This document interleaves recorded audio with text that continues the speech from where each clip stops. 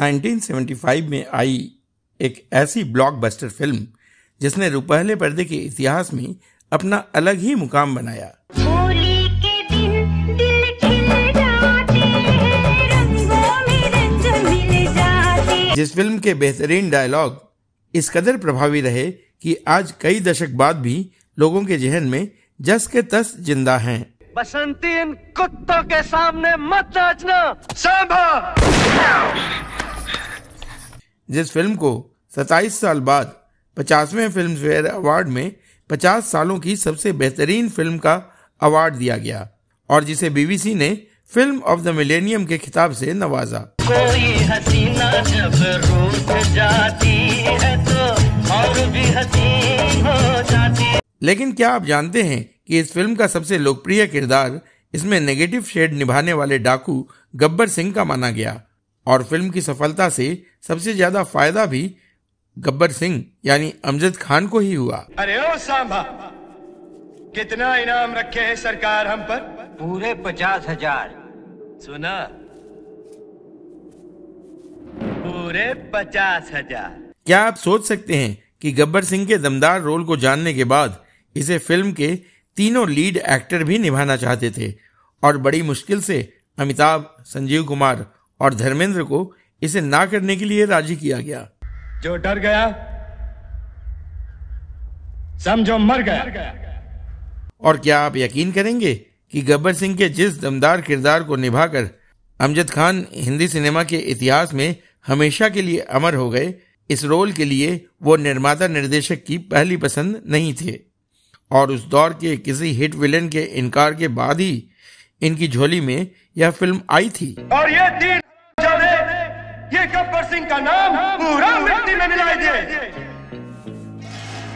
तो क्यों था इतना अहम गब्बर सिंह का यह किरदार और कैसे थिएटर के एक साधारण कलाकार को यह ऐतिहासिक किरदार मिल गया? क्यों उस दौर के सबसे बड़े स्टार हीरो इसे निभाने को बेताब थे?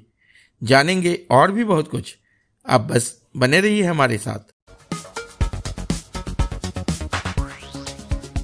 नमस्कार दोस्तों, मैं हूं धीरज और आप देख रहे हैं ड्रामा सीरीज इंडियन। दोस्तों, आज हम बात कर रहे हैं फिल्म शोले के गब्बर सिंह की, जिसका नाम लेकर माएं अपने बच्चों को डराकर सुलाया करती थीं। यहाँ से 50-50 कोस दूर गांव, जब बच्चा रात को रोता है तो माँ कहती है बेटे सो जा नहीं तो गब्बर सिंह आ जाएगा। गब्बर सिंह विलेन होने के बावजूद जिसका किरदार इतना दमदार था कि वही इस फिल्म की पहचान बन गया और मुख्य किरदार ठाकुर, जय और वीरू से भी ज्यादा लोकप्रिय हो गया। लेकिन बेहद कम लोग ही जानते हैं कि गब्बर सिंह का यह किरदार अमजद खान को नहीं बल्कि किसी दूसरे अभिनेता को ध्यान में रखकर गढ़ा गया था। तो कौन था वह कलाकार और आखिर क्या वजह रही कि उस अभिनेता ने गब्बर जैसे दमदार किरदार और शोले जैसी मेगा फिल्म में काम करने से ही इनकार कर दिया? आज हम आपको इस कहानी से भी रूबरू करवाएंगे। दुनिया की किसी जेल की दीवार इतनी पक्की नहीं कि गब्बर को 20 साल रोक सके।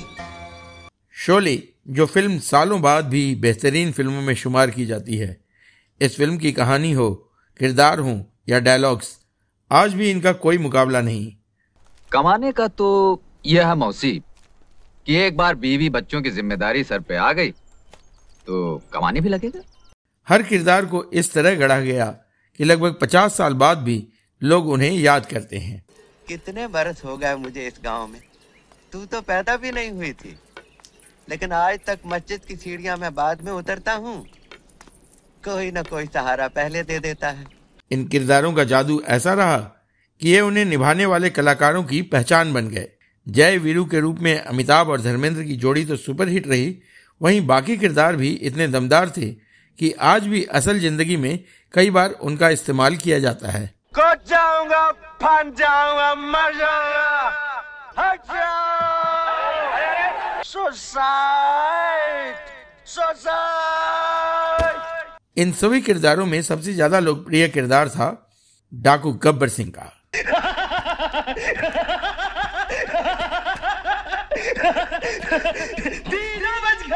सलीम जावेद के अद्भुत डायलॉग, रमेश सिप्पी के कमाल के निर्देशन और अमजद खान की लाजवाब अदाकारी ने गब्बर के किरदार को बेमिसाल बना दिया।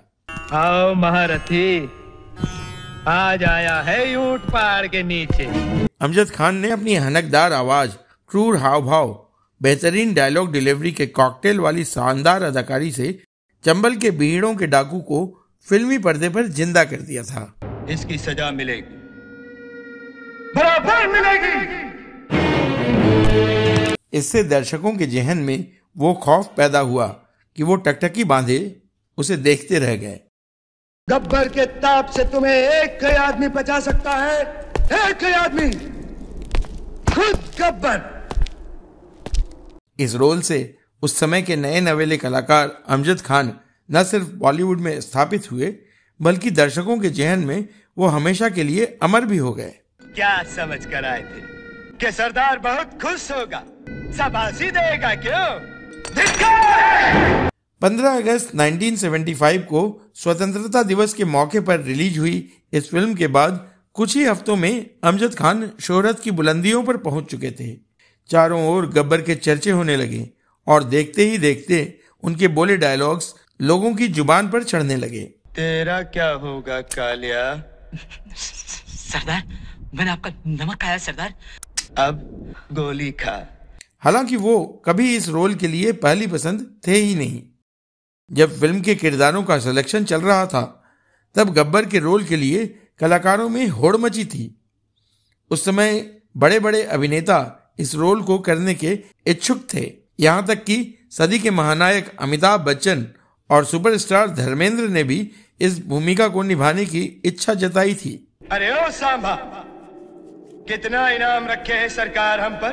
पूरे 50,000। सुना? कहा जाता है कि धर्मेंद्र ने तो इसके लिए राइटर सलीम जावेद से बात भी की थी, लेकिन उन्हें पहले ही वीरू के रोल के लिए चुना जा चुका था। लिहाजा निर्माता जीपी सिप्पी और निर्देशक रमेश सिप्पी ने उन्हें गब्बर की भूमिका देने से मना कर दिया। बताया जाता है कि रमेश सिप्पी ने धर्मेंद्र से कहा कि अगर वो गब्बर बनेंगे तो वीरू का रोल संजीव कुमार को देना पड़ेगा, जो बसंती यानी हेमा मालिनी के ऑपोजिट था। संजीव कुमार और हेमा मालिनी की नज़दीकियां उन दिनों मीडिया की सुर्खियां रहती थीं और धर्मेंद्र इसे और हवा देना नहीं चाहते थे, सो उन्होंने अपनी दावेदारी वापस ले ली। कहते हैं संजीव कुमार ने भी इस रोल के लिए ट्राई किया था, लेकिन उन्हें भी यह कहकर मना कर दिया गया कि उनके अलावा कोई दूसरा कलाकार ठाकुर के रोल के साथ न्याय नहीं कर पाएगा। मौत तुम्हारे सर पर खेल रही है कालिया, नजर उठाकर देख लो। दरअसल सलीम जावेद ही नहीं, निर्माता निर्देशक रमेश सिप्पी भी डैनी डेंजोंगपा से गब्बर का रोल कराने के इच्छुक थे। उस समय विलेन के तौर पर डैनी रुपहले पर्दे पर छाए हुए थे। वह पहले ही कई फिल्मों में शानदार अभिनय का लोहा मनवा चुके थे। 1973 की मर्डर मिस्ट्री फिल्म धुंध में ठाकुर रंजीत सिंह के किरदार की कामयाबी के बाद डैनी लगातार फिल्में कर रहे थे। फिल्म के कलाकारों के नाम का ऐलान हुआ तो उसमें डैनी भी शुमार थे, लेकिन फिल्म धर्मात्मा की शूटिंग आड़े आ गई। फिरोज खान की यह फिल्म मशहूर हॉलीवुड फिल्म गॉडफादर का हिंदी वर्जन थी। फिल्म की शूटिंग अफगानिस्तान में होनी थी और सभी तैयारियां पूरी कर ली गई थीं। इसमें बदलाव की गुंजाइश नहीं थी। फिरोज खान ने शूटिंग की डेट्स बदलने से मना कर दिया। अफगानिस्तान के मौसम और परिस्थितियों के चलते वह शूटिंग के लिए कुछ अतिरिक्त समय लेकर चल रहे थे। उन्होंने इस शेड्यूल में बदलाव करने से साफ मना कर दिया। इधर शोले की शूटिंग के लिए भी सभी कलाकारों की डेट्स तय हो चुकी थी, जिसे बदला नहीं जा सकता था। ऐसे में डैनी को धर्मात्मा और शोले में से किसी एक को चुनना था। वह फिरोज खान को नाराज नहीं करना चाहते थे, लिहाजा वह गब्बर के रोल से पीछे हट गए। शोले की शूटिंग शुरू होने में कुछ ही सप्ताह का समय रह गया था। ऐसे में डैनी के अचानक मना करने से फिल्म के निर्माता निर्देशक के सामने बड़ा संकट खड़ा हो गया। इसके बाद गब्बर सिंह के लिए नए कलाकार की तलाश शुरू हुई। गब्बर जैसे खास किरदार को निभाने के लिए ऐसे दमदार कलाकार की तलाश थी जो किरदार के साथ तो इंसाफ करे ही साथ अपने करिश्माई व्यक्तित्व से जय, वीरू और ठाकुर जैसे दमदार किरदारों और अमिताभ, धर्मेंद्र व संजीव कुमार जैसे मंजे हुए कलाकारों पर भी भारी पड़े। रामगढ़ के वासियों, जाग कर देखो अपने अपने घरों से, यही जियाले आए थे तुम्हें गब्बर सिंह से बचाने के लिए। रमेश सिप्पी उस समय तक विलेन के रूप में स्थापित हो चुके प्रेम चोपड़ा, या रंजीत को लेने का मन बना रहे थे। लेकिन उसी समय अमजद खान सलीम साहब के संपर्क में आए। असल में सलीम साहब के पिता अमजद खान के पिता वह बीते दौर के मशहूर कैरेक्टर आर्टिस्ट जयंत के अच्छे दोस्त थे। वह अमजद को अच्छी तरह जानते थे। हालांकि उन्होंने उस समय तक केवल एक ही फिल्म में एक्टिंग की थी, लेकिन थिएटर में अपने हुनर से पहचान बना चुके थे। जावेद साहब भी उनके कुछ नाटक देख चुके थे। दोनों ही गब्बर के किरदार के लिए अमजद को लेकर पूरी तरह आश्वस्त थे। एक दिन सलीम साहब अमजद से मुंबई के बस स्टैंड पर मिले और कहा कि उनके लिए एक बड़ी फिल्म में अहम रोल है, लेकिन अभी तक यह पक्का नहीं है। उन्होंने अमजद खान को गब्बर के किरदार और फिल्म के बारे में कुछ नहीं बताया, लेकिन डायरेक्टर रमेश सिप्पी से मिलवाने की बात कही। अभिनेता सत्यन कप्पू, जिन्हें ठाकुर के नौकर रामलाल की भूमिका के लिए लिया गया था, वह भी अमजद के साथ थिएटर में काम कर चुके थे। कप्पू से जब अमजद खान की अदाकारी के बारे में पूछा गया तो उन्होंने भी तुरंत कहा, हाँ, अमजद मुझसे भी अच्छा अभिनेता है। युवा सोच वाला युवा कलाकार है, उसकी सोच ताजी है। इसके बाद रमेश सिप्पी से अमजद के नाम की सिफारिश की गई। वह भी अमजद खान के 1-2 नाटक देख चुके थे, इसलिए वो भी उनसे मिलने को राजी हो गए। अमजद खान के बारे में कहा जाता है कि उन्होंने कुछ ही दिनों में अपना वजन भी बढ़ा लिया और आवाज में भी काफी बदलाव किए। ऑडिशन से पहले उन्होंने अपनी दाढ़ी भी बढ़ा ली थी और दांत काले करवा लिए थे। बहुत ही आराना लगता है।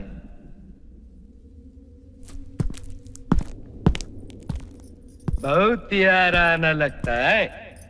आखिरकार गब्बर के रोल के लिए उनका ऑडिशन शुरू हुआ और उन्होंने वह कर दिखाया जिसकी रमेश सिप्पी को तलाश थी। 20 सितंबर 1973 को उन्हें गब्बर के रोल के लिए साइन कर लिया गया। बड़ी मेहनत और अरमानों से फिल्म का काम पूरा हुआ, लेकिन 15 अगस्त 1975 को जब फिल्म मुंबई और उस समय के बम्बई में रिलीज हुई तो सभी के हौसले पस्त हो गए। तुमने सुना मैंने क्या कहा? सुना? वो सर, ये पैर।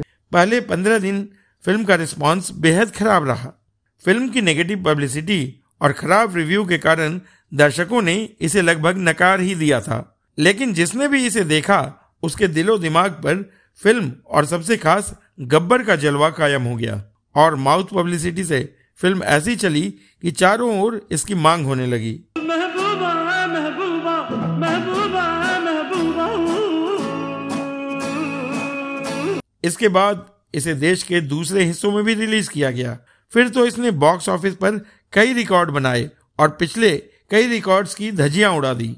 मुंबई के मिनर्वा थिएटर में तो फिल्म लगातार 5 साल से ज्यादा समय तक चलती रही।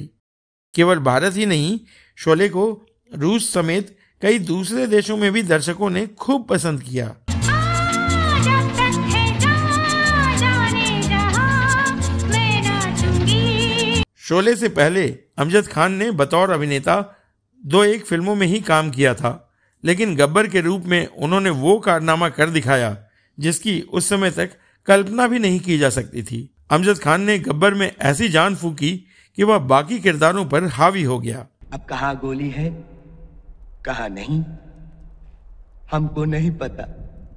हमको कुछ नहीं पता। दर्शकों के दिलो दिमाग पर उनका जादू कुछ ऐसा चला कि लोग आपस में गब्बर के डायलॉग्स बोलने लगे। 50 के दशक के चंबल के जिस खतरनाक डाकू का रोल उन्होंने अदा किया, उसका जादू कुछ ऐसा चला कि गब्बर लोगों के दिलो दिमाग पर छा गया। जब बच्चा रात को रोता है तो माँ कहती है बेटे सो जा, सो जा नहीं तो गब्बर सिंह आ जाएगा। आज भी लोग तरह तरह से इन डायलॉग्स का इस्तेमाल असल जिंदगी में करते हैं।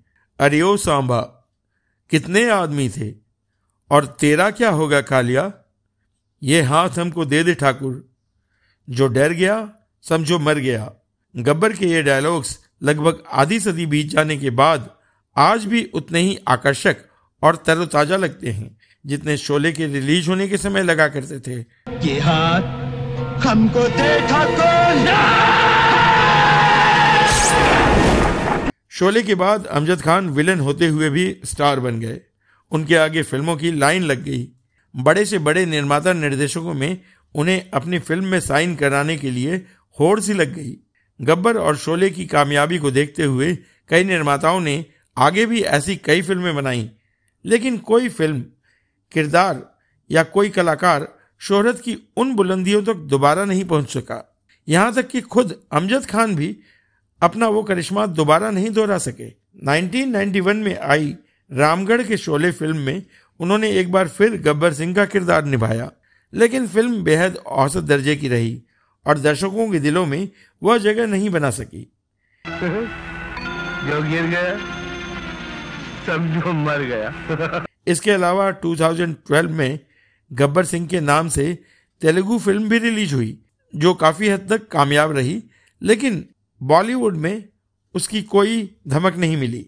फिल्म को 23वें फिल्म फेयर अवार्ड के लिए 9 कैटेगरी में नॉमिनेट किया गया, लेकिन बॉक्स ऑफिस की तरह यहां भी इसकी किस्मत में इंतजार ही लिखा था।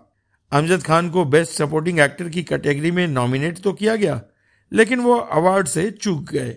इतनी बड़ी सुपरहिट ब्लॉकबस्टर होने के बावजूद केवल फिल्म के एडिटर MS शिंदे को उनकी लाजवाब एडिटिंग के लिए ही अवार्ड मिला। बाद में बंगाल फिल्म जर्नलिस्ट एसोसिएशन ने बेस्ट सपोर्टिंग एक्टर के लिए अमजद खान को, सिनेमाटोग्राफी के लिए द्वारका दिवेचा और बेस्ट आर्ट डायरेक्शन के लिए राम यादेकर को अवार्ड दिया।